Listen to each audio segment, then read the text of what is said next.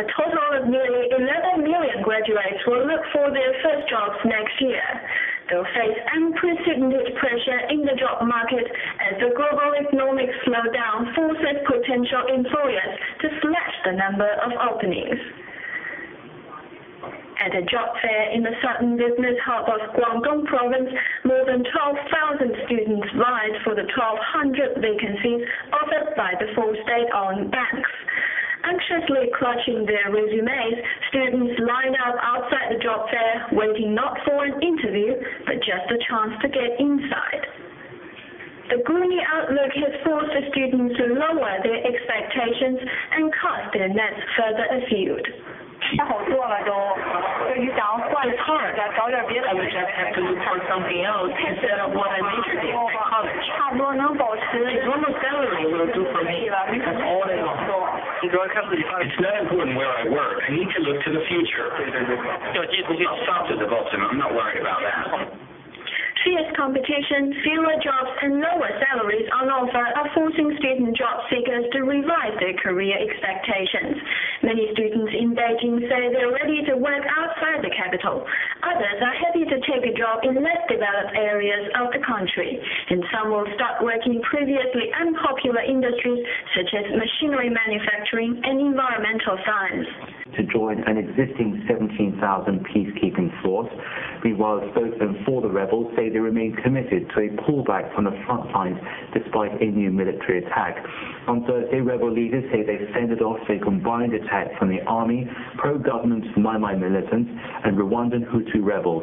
The reported attack came a day after the UN confirmed that hundreds of rebel forces had already pulled back from 3 front lines in the country.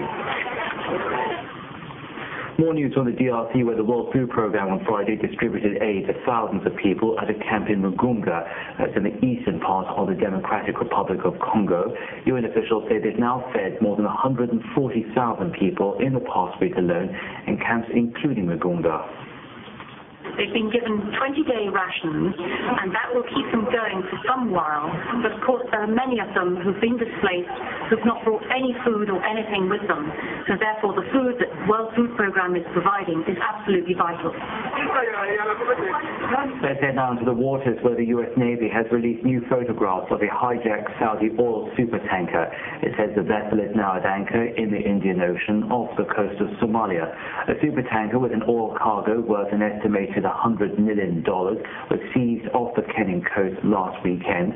25 crew members were on board. The ship's owners are now negotiating with the pirates.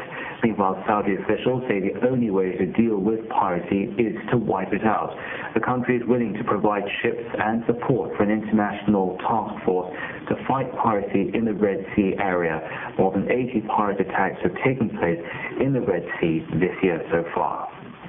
An occasion once every year for Jews to read a part of the Bible, recounting the purchase of a burial plot in Hebron by the patriarch Abraham. A shrine known to Jews as the tomb of the patriarchs, but to Muslims as the Ibrahimi Mosque, has been a flashpoint for violence for many years. The mosque stands next to a building that is also a hotbed for tensions between settlers and Palestinians.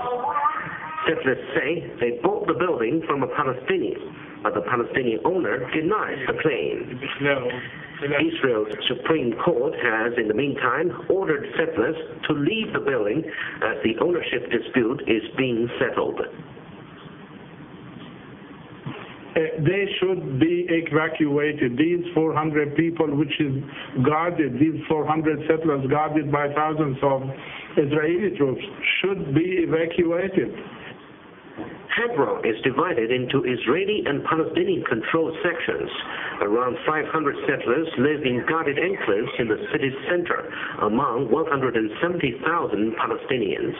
This financial crisis, and the way out to this financial crisis is quite crucial. What are your thoughts? Oh, yes. APEC is a forum. It's not a kind of organization, actually. It's not an alliance. It's a forum. But this year, I think this forum is really important, and I think that the 21 columns reached a very important consensus. That is the only way to combat the present financial crisis or to prevent the world economic recession is free trade, free investment, to combat any trade barriers, trade protectionism. I think this is very, very important. We barely just 2 months ago, before President Bush leaves the White House and hands it over to his successor, Mr. Barack Obama. U.S. President George W. Bush has defended the U.S.-led invasion of Iraq in a speech at Fort Campbell, Kentucky. Bush thanked troops for their service and gave encouragement to thousands of soldiers getting ready to deploy to Iraq and Afghanistan.